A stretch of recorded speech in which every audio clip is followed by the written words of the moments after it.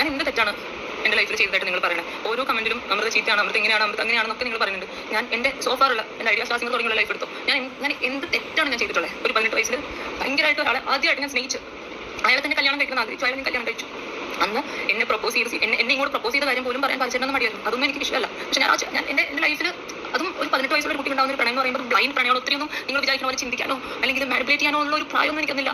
അത് കഴിഞ്ഞ് ഞാൻ അവിടെ നിന്നപ്പോൾ അനുഭവിച്ചിട്ടുള്ള കാര്യങ്ങൾ പല ദിവസവും ചോര തുപ്പി ഓരോ മൂലയിലും കിടന്നപ്പോൾ എനിക്ക് എൻ്റെ വീട്ടിൽ പോലും പറയാൻ പറ്റില്ലായിരുന്നു. കാരണം അച്ഛനമ്മ അത്രയും എതിർത്തൊരു മാരേജ് ആയിരുന്നു.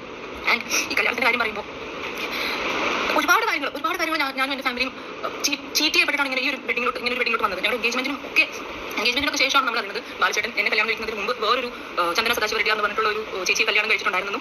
അത് ഡിവോഴ്സ് ആയതാണെന്നുള്ളത് മ്യൂസിക് ഡയറക്ടർ രാജാമണി സാർ അച്ഛൻ്റെ ഫ്രണ്ടായിരുന്നു.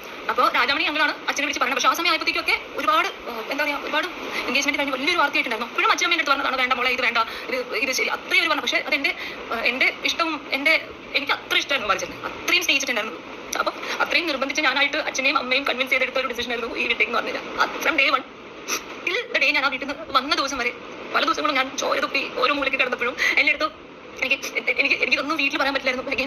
എൻ്റെ ഒരു ഡിസിഷൻ ആയതുകൊണ്ട് ഞാൻ നിർബന്ധിച്ച് എടുത്തൊരു ഡിസിഷൻ ആയതുകൊണ്ട് എൻ്റെ അച്ഛയമ്മയും അഭിരാമിയും അത്ര വേദനിക്കുന്നതുകൊണ്ട് ഞാനിതൊന്നും ആരോടും പറഞ്ഞില്ല. ഇതൊന്നും ഞാൻ പറയുന്നത് അന്ന് എന്നെ ഇതൊക്കെ കണ്ട് സാക്ഷിയായിട്ടുണ്ടായിരുന്ന എൻ്റെ ജോലിക്കാർ ചേച്ചിമാരും ഒക്കെ ഇത് കോടതിയിൽ കേസ് പറഞ്ഞതൊക്കെയാണ്.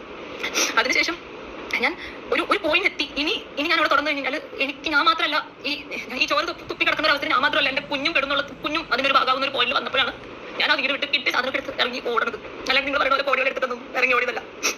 ആ ഒരു ഇൻസിഡന്റ് ആണ് പാപ്പു പറയുന്നത്. കുപ്പി എറിഞ്ഞ് മമ്മി തടഞ്ഞില്ല.